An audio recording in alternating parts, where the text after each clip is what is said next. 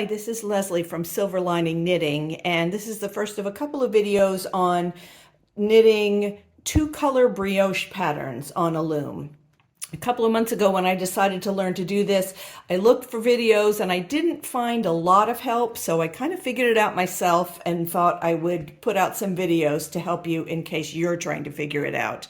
You can see from this sort of practice swatch that I did as I was learning that two-color brioche, you get these nice patterns with stripes of different colors, and the basic pattern has the stripes in straight lines like this. And I did find some videos on that, but when I was trying to figure out how to do the increases and decreases, which give you these diagonal lines, that was what I had to really figure out. So I'm going to start with this video on the basic stitch pattern, getting the straight lines, and then the next video will tell you how to do the increases and decreases. So here is a chart with a brioche pattern, and it looks a little different than regular charts. You can see the alternating colored rows. As you do brioche, two-color brioche knitting, you're going to do a row with one color and then a row with the other color. So you'll get used to this pattern where you alternate colors and stitches on the rows. And you can see the stitch symbols, okay? This symbol with the parallel lines is a yarn over, and then these symbols are the brioche knit and purl stitches.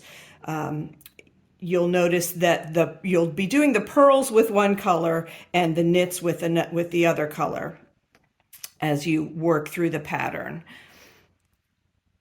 And I have my loom set up with my stitch markers for this pattern. So in case you haven't seen any of my charts before, I usually mark the columns of the pattern with some colors and then I use the stitch markers in those places to help me keep track of where I am in the pattern as I'm knitting. Now when we do a cast on, it's a little bit different with the two-color brioche because you're going to be using the two different colors of yarn. I'll let you know this is a Kiss regular gauge loom that I'm using so that you can see really well what I'm doing. Their smaller looms work well for this, but it would be hard for you to see the stitches that way. And this is a 5-weight acrylic yarn that I'm using, just some sort of old yarn that I had extras of. So we'll start by making our slip knot in one color. And I'll put it on my first peg. And I usually do a sort of modified E-wrap cast on. So I'm going to do my E-wrap all the way across. I've started on the same side as I usually start my cast on.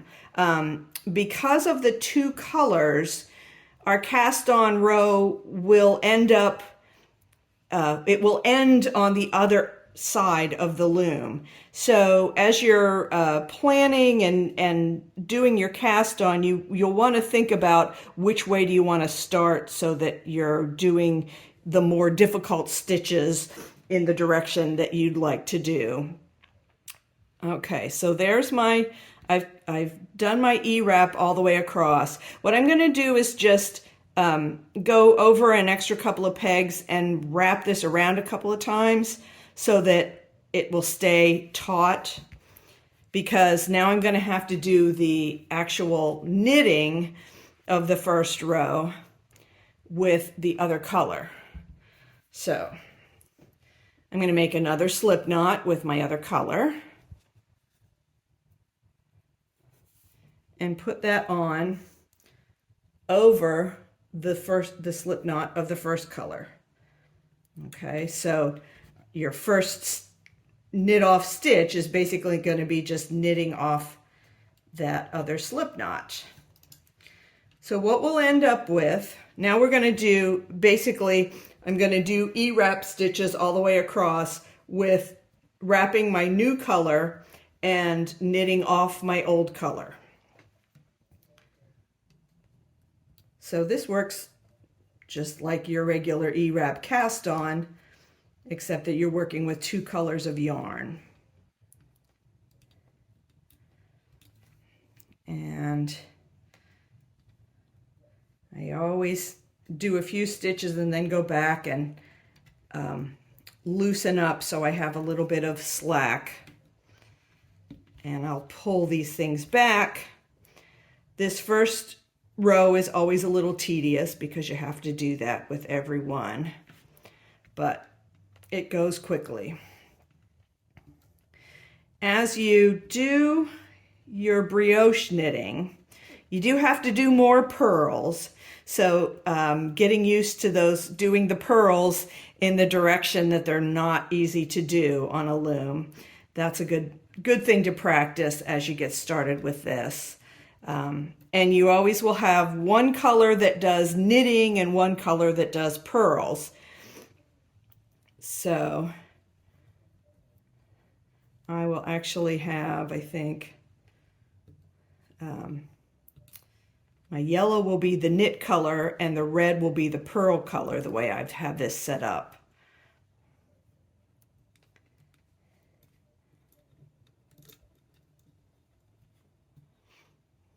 I wanted to learn how to do brioche knitting because I've seen some really beautiful patterns that I wanted to do. And I am used to working on a single rake loom rather than the double rake where you would have a second row and you would go back and forth between the rows as you wrap. I have seen videos on how to do brioche that way, but I'm used to working on a single loom, so I wanted to try it this way, and I was able to figure it out after some experimentation. So that's why I wanted to do these videos, so that if anyone else was trying to learn to do this, you would have some reference. So I'm almost to the end of my row. Okay. There we go. Now I've finished my cast on row.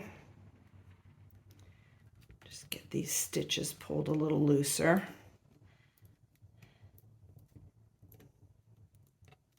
And I'm ready to start the brioche pattern. So let me mark this.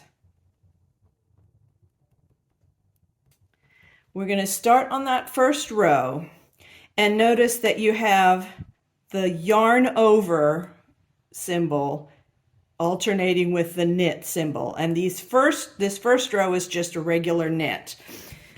When you're doing 2-color brioche, you're working between you're working with 2 loops on some of your stitches. That's what a brioche stitch is. So we start with, and I've set my loom up again with a turning peg, which I treat pretty much the way I do my turning pegs or edge stitches in any other pattern. So I'm going to start with a yarn over, and you don't knit this stitch off. So for the yarn overs, you're just wrapping the peg without knitting off the stitch below it. Then on the next stitch, I do a regular knit. So I wrap with my new color and I knit off the old color. And this, it's just an alternation between those two. So I would go through the whole, I would do the whole row, knitting, and then yarn over without knitting off. So basically what I usually do is I'll wrap 2 pegs and then I'll knit off the one. And you can see what you end up with as you work across is this pattern of two loops and then one loop, and two loops and one loop. And when you have the two loops, you've got the second color underneath. Okay, I had to stop the video and finish the row because I found that I can't talk and do this at the same time. So you can see at the end of the row, as I just went across and did that alternating yarn over and then regular knit stitch, now I have a row of alternate double stitches and regular stitches. Now I'm going to come across with my second color, and on the pegs where there are two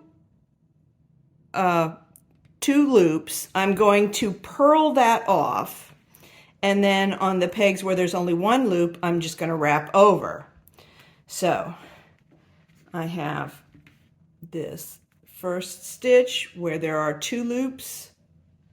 I will do a purl, and it's like purling two together. So I've made my new loop through both of those stitches, and I just purl them off. Now the next stitch is a single wrap, and I'm just going to wrap over that. So now I've changed the peg. So that peg had two loops on. Now this one does. Now I have two loops, so I'm going to knit off or purl off those two stitches. Again, I'm always purling with the red color and knitting with the yellow color.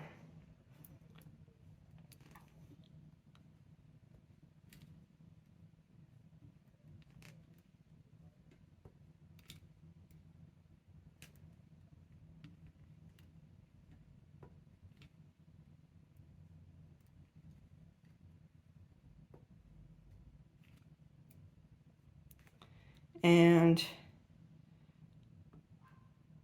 I will check. So here I've gotten to a stitch marker. It's a good idea to every once in a while, I can go back through here right now and look to see that I've gone every other peg and done that right. I can also check on my chart. So the purple stitch marker on the row I'm on was supposed to be a brioche purl, which means I purled off those two stitches, and that's what I came up with. So now I'll keep going across the row, yarn over, purl, yarn over, purl, and should end up with that alternate pattern again, but this time I will have the red yarn on top and the yellow yarn underneath half the pegs.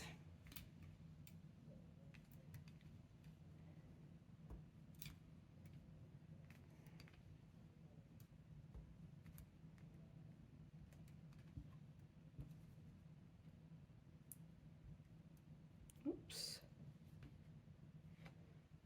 Forgot to knit my turning peg at the end of the row last time, so I'm going to go back and do that now. I always do a regular knit on the turning peg.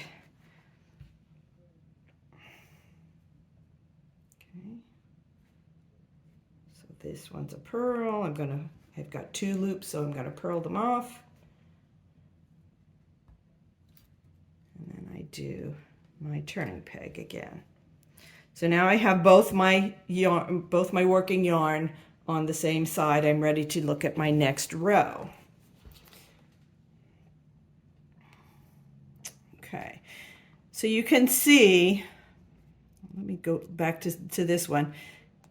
There's where the stitches should be. My last stitch before the turning peg was a brioche purl, so it should just have one peg on and then, or one loop on the peg. Then here's the yarn over peg with the two loops. Now when I go back through, you want to be careful as you start the next row. If you've got both yarns at the end, you want to make sure you bring your new row's working yarn underneath the last row. So this is going to come under here. And now with this row, I start with the yarn over, and then I do a brioche knit. So I do the yarn over. Now I'm going to knit both colors off this next peg. Then a yarn over and a knit.